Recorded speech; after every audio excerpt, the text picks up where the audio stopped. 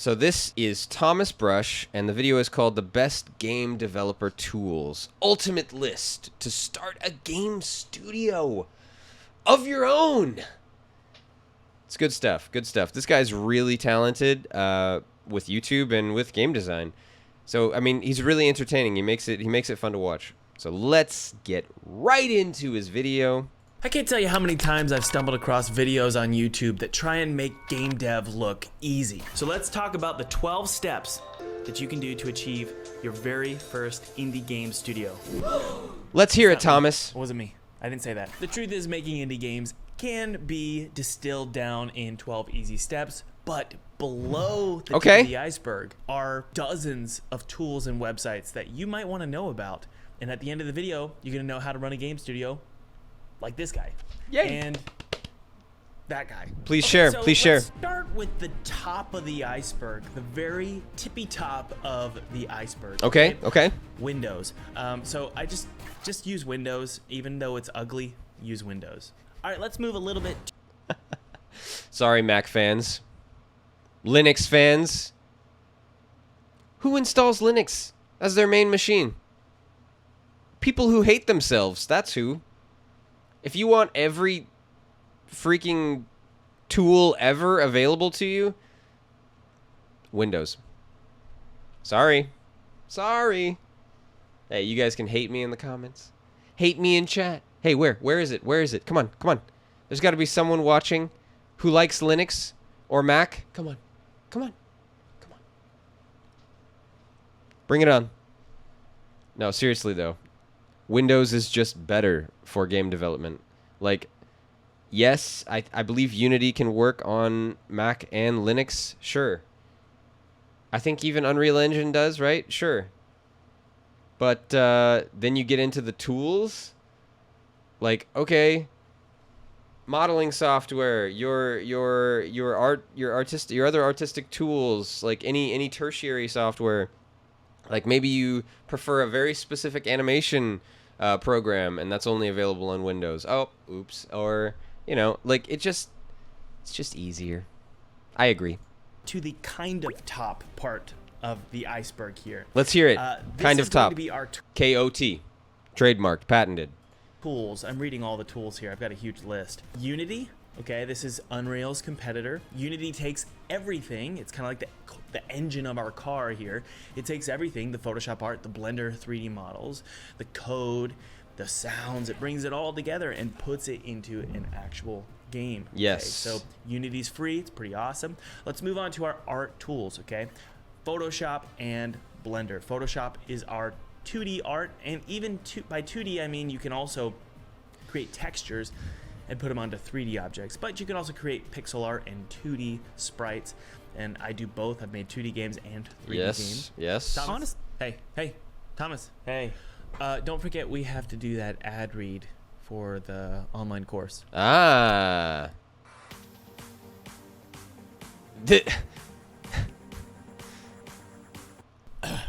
This guy's also good at, you know, doing his own ads. By the way, guys, I just want to let you know that Jason Wyman and I have this massive program called the Ultimate Game Dev Program. Oh. This is a huge course. It's all of my courses and all of Jason's courses combined into a single program that's going to take you from 0 to 100.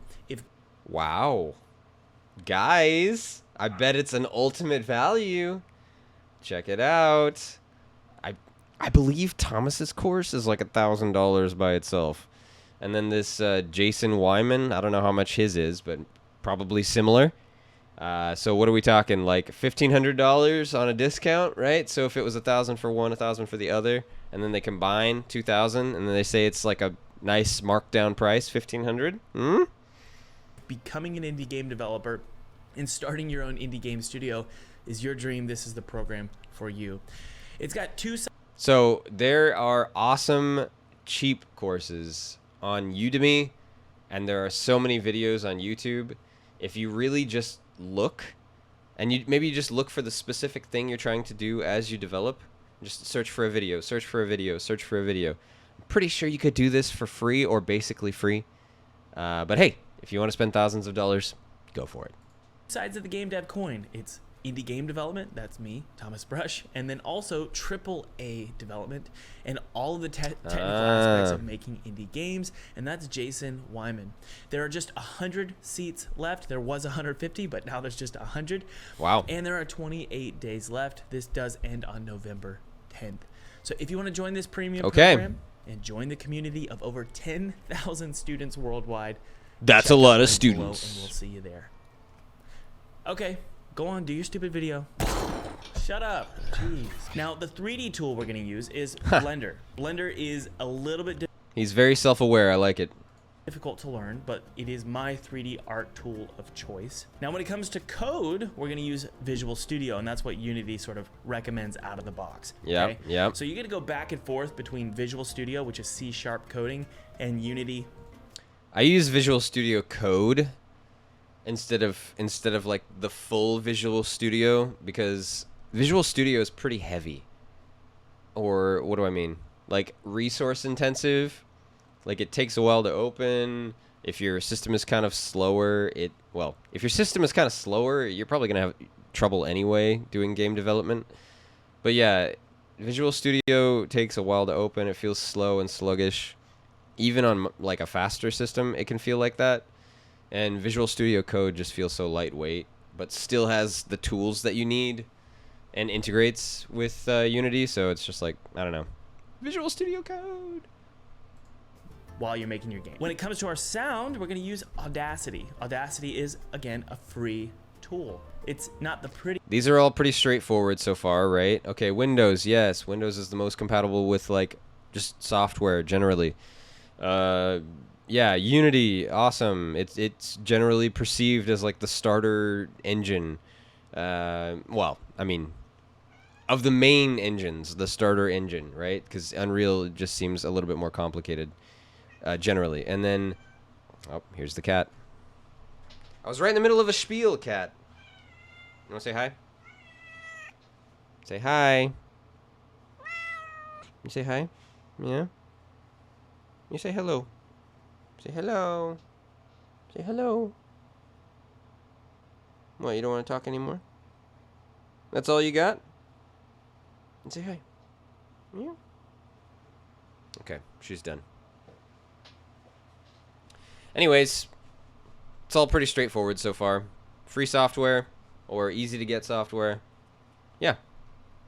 prettiest tool, but it allows us to take all of our sounds that we're going to gather, and we'll talk about the websites that I use, and it allows you to create and mix various sound effects that you can then export and bring inside of Unity and play these sounds when you, for example, shoot a gun, or kill an enemy, or break a box, or collect a coin. Now, when it comes to music, if you want to write your own music, you can use Logic Pro, which is a fee of $200. But the problem is you have to use Logic Pro with a Mac, which kind of sucks. I've actually got a...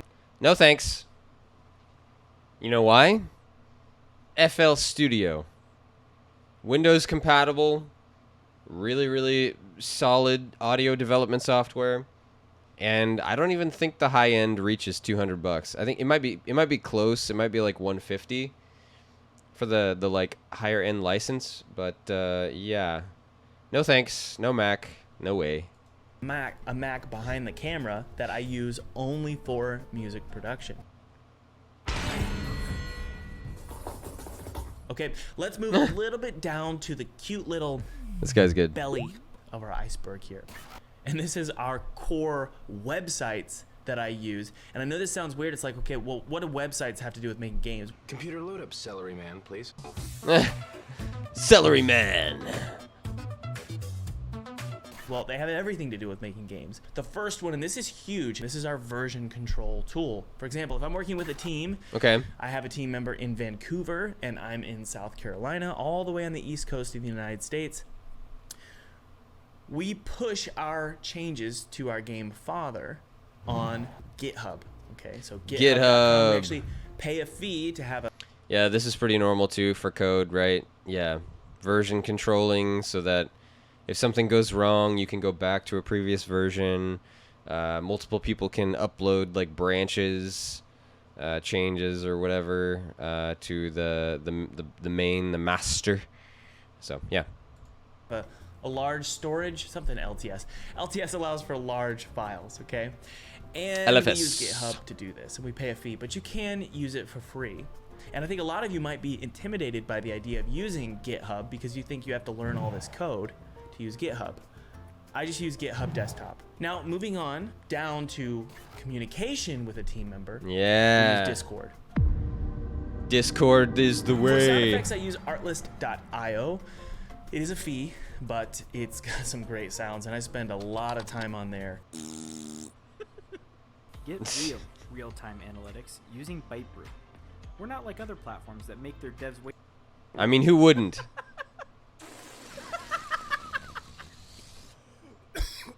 Now, if you want a completely free sound source, use freesound.org. Freesound.org allows for, as long as you're Freesound.org, checking, yep. again, the license on each sound, Yep. it allows for commercial use. I think you can search or like filter on that too. So if you wanna find the ones that are totally free to use, you can do that easy. Okay. Now, the sounds on freesound.org, because they're free, they're just uploaded by the community. Yep. So a lot of them kind of suck, right? So you have to be able to take a lot of different sound samples, bring them into Audacity. Again, that's our sound tool. Now, when it comes to music, I'm not gonna recommend you use Epidemic Sound because Epidemic Sound is great for like YouTube videos if you want to put music in like a devlog. But putting music into Okay. the actual game, I'm still waiting on that. I will let you know in 3, 2, 1. Oh, look, I just got a message from David Whaley, the creator of the first tree, and a very good friend of mine. Music Bed is the best by far. Music Bed. Never heard of it. But I'm definitely gonna look after this stream. More indie cinematic stuff there. Pond Oh, Farm nice. is where I found most of the first tree music. Some gems there for sure. Great thing! So Music Bed and Pond Gem. All right, guys, it's gonna get frigid. We're gonna go below the surface of the iceberg. Ugh. First part of the dive is our business stuff, okay? We're running a business, right? A game studio is a business. Let's start with Google. Now, Okay. hold on. Don't click off the video. I know that's kind of annoying. It's like, are you serious? You're gonna tell us about Google? I just wanna let you know you shouldn't feel bad that you're using Google all day long. Don't be afraid. Tell us all about Google. We're listening. We're listening loud and clear. When you're making your game. It's totally fine to not know anything about what you're doing and constantly Google solutions. In fact, 15 years That's very straightforward. That's what we do for everything now. Google is our go-to for any answer. We search something and we get all these Google results and we get our answer, hopefully. after learning how to make games, I'm still Googling, and that's like the majority of the time I spend coding is on Google. Really? Well, because I just copy and paste code and bring it in my game. Okay, let's move on to really quick. I know this is annoying, but Gmail, Google Docs, Google Sheets, and Google Slides. I know this is annoying because you're thinking, okay, Thomas is just giving us stupid stuff. No. Gmail, No, it's useful. Google Docs, Google Sheets, and Google Slides are how I secure 6 figures from publishers. It's how I actually build these massive relationships with big publishers, investors, YouTubers, right? Okay. So you spending a lot of your time in Google Docs and Google Sheets and Google Slides building presentations for, let's say, publishers, and spending a lot of time in email, you're going to think, man, I'm wasting my time. But you're not wasting your time. You should be spending 40%, maybe even 50%, half your time just managing the business side. Starting out, spend 25%, and this time spent will grow as your studio grows. All right. Relationships, okay? Then finally, the final part about business stuff is Steamworks, okay? Steamworks is ugly, it's slow, it's annoying, it's confusing. It's not surprising when you go to the actual Steam store that their back end is even grosser. But Steamworks is gross. And so if you feel intimidated when you finally enter Steamworks to upload your game and build your store page, don't feel bad. It does suck. Okay. All right, let's move down. Good to know. What is this? It's an iceberg. Let's move down the iceberg to the marketing tools, okay? This is freaking huge. Now, once you partner with a publisher, hopefully they'll handle all this crap. I want you to know how to use this stuff and what they're doing so that you don't overvalue a publisher in your head. Okay, A lot of okay. indies, they think of a publisher. Yeah, that's true. When I think of a publisher, I'm like, okay, they've got this, you know? Like, if I make a game and the game's solid, or I'm working on a game and the game's solid, The publisher's totally going to push it out there to everybody. They're going to make sure that everybody knows about it so that I don't have to. Sort of like an authority figure or like a godlike figure because they understand Yeah. marketing. Ooh, marketing. Well, it's not that complicated. Well, it is complicated, and I'm going to try and decomplicate it for you right now. Here's what I use when I... That's how I feel right now. Please, reveal your secrets because I'm like a deer in the headlights right now. Something like that.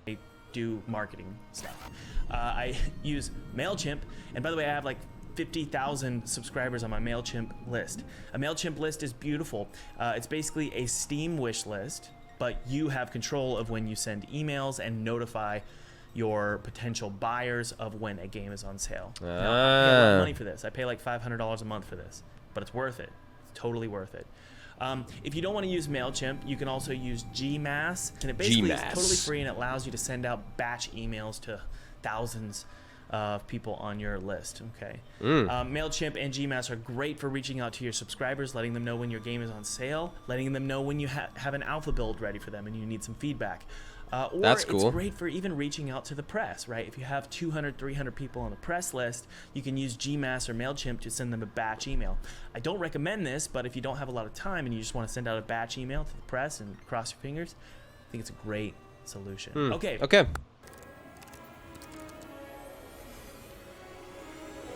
Damn you, YouTube ads. Linktree. Linktree actually links all of my links to all of my different products. So I do have online courses and assets. That's actually really smart, yeah. In this modern day where you have to have like a website, the Twitter, the Instagram, the TikTok, the YouTube, the, you know, I don't know, affiliate site, whatever, yeah. You gotta have like a link tree, a place where somebody can just go. They click one link and then they can find all of them. But I also have games, right? If I want to sell multiple games on my social media platforms, and we'll talk about that, that's Twitter, TikTok, Instagram, and YouTube. If I have all of these variety of links, I've got Neversong, you know, I've got, here's Neversong, I've got Pinstripe, right? If I've got all these games, I've got Father, which is my next game, and I want people to wish list it. This is all stored on my link tree. Now that brings me to social media, right? I use all of these, and I highly recommend you use all of these during your workday as you're making your game. Again, 40 to 50% of your time should be spent doing business stuff and marketing stuff and building a swell of audience members interested in buying your game. Now, just really quick, instead of using Facebook and Instagram, their apps, I use something called Creator Studio, and this is just basically Facebook's little website that allows you to upload Instagram videos on your actual computer. So I don't know if I actually knew about that. That's kind of cool. I learned something because I already knew, like, okay, you should probably use all of the social media tools at your disposal if you want to be a good, you know, successful marketing game developer, right? But yeah, that's interesting. Okay, good to know. Social media is huge. I could do a whole video on it, and I have done a whole video on it, but we're not going to get into that now. I just do it. Just do social media. Despite the fact that I do personally hate social media, I still do it. I use Premiere to create videos, by the way. So Adobe Premiere is how I create videos for YouTube, devlogs. I also use Adobe Premiere. It's solid. It's really good. I used to use Sony Vegas something. I can't remember. I think there's like pro versions and like consumer versions now or something. And I think I used just like the higher end consumer one. I can't remember exactly, but Sony Vegas and Premiere is way better. And also Instagram and TikTok. So that's what I use is Premiere. And again, the social media presence is meant to drive traffic to your games. Okay. It's really hard to do it without it. Yeah. I use Kickstarter, so I've had 2 different Kickstarter campaigns. One raised over 6 figures, one raised just below 6 figures. Kickstarter's great. You can use Indiegogo as well or BackerKit. And that's pretty good. That's pretty good for one guy who works with one other guy, and he's just making a game in his house, right? $100,000, and you can work on that game for 2 years without having to worry about money. And then especially if you have like a YouTube channel and other, like he has his courses and everything, like, yeah, you're like set for money and you can just focus on games or making your games. That's really cool. In terms of meetings with publishers, I use Zoom. Oh, and he has videos giving tips on this, by the way. If you guys are interested in making your own Kickstarter for game design, he kind of gives tips on this. So check it out. Check out his videos. And when I do live streams or I stream with the press, let's say the press wants to talk about my game or a YouTuber wants to partner with me and do a video, I use Streamlabs. And then finally, the sort of core of all of this is your website, right? So how do you build your website? Well, I recommend learning HTML and doing it all from scratch. No, I don't. That's a joke. I use Squarespace, okay? Squarespace makes it super duper easy. Yeah, there's a couple of these, right? Squarespace or Wix, or you could do, what's the other one? WordPress. Like, I'm talking like simpler like web design tools where you can kind of just like drag blocks into place and like, oh, okay, this is what I want, or this looks cool, whatever. Yeah, that's definitely the ideal way to go, because man, learning web development it's a pretty big undertaking. So this is definitely an ideal way to go. And they have sponsored this. I'm just kidding. They haven't sponsored this video, but I do use Squarespace. They're awesome. Okay, so all of those are my marketing tools. But we're going to continue our little dive here. Let's get a little bit deeper. It's getting cold. It's getting dark. Now we're in this one's huge. Deep within the ocean. This one is what I call the cheating section. These are the tools that most game developers use when they're creating games, but they don't really talk about it. Okay. First one is Turbo Squid. I'm getting excited. I haven't learned about these. Okay, turbosquid.com. Turbo Squid. Damn you, YouTube ads. All right. Let's continue.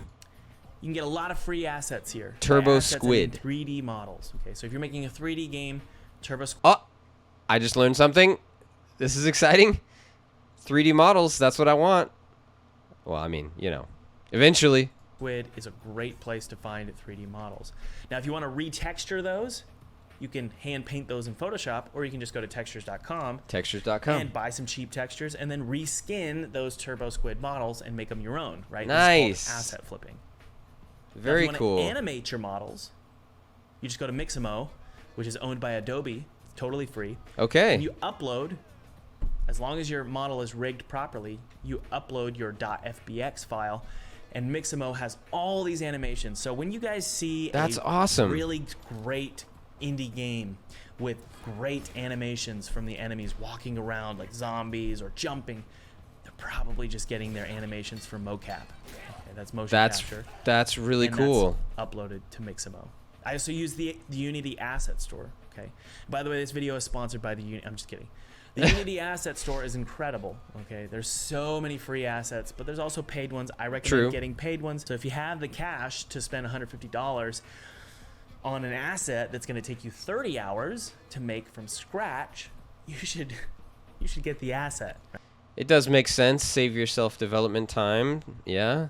So maybe you can get out a demo or get out, you know, your alpha or your beta a lot faster. Right. Now, when it comes to concepting, if I need some concept art and I'm having trouble visualizing what's in my game, honestly, I just go to Midjourney, which Midjourney is AI art. I pay for Midjourney, so I just type in that's cool. Imagine, and then I imagine a gray goose flying into a burning building. And there you go. You've got this beautiful AI art. And believe it or not, I actually incorporate a lot of this art into paintings in my horror game. That's cool. So that's really cool. You can use it as a concept piece, and as long as you're also using... I like that too, because then it's original and you don't have to worry about like copyright issues or whatever. That's nice. The proper license with Midjourney, you can also use it in your game. Now, at the very, very bottom, at the deepest, darkest depths, I have my secret weapon, Audible.com. And this video is sponsored by Audible. I'm just kidding. And so I spend my free time, whether I'm at the gym or, you know, after the gym at the sauna. I love going to the sauna lately. Yeah. Or before bed, I just pop in my headphones and I listen to motivational books. I don't really listen to technical books or game development books. I just listen to the motivational stuff because for me personally, and I think this is probably true for you, your greatest risk as a game developer has nothing to do with the technical side. It's crashing and burning. I can't do this anymore. I don't believe in myself. What am I doing with my time, with my life? Yeah.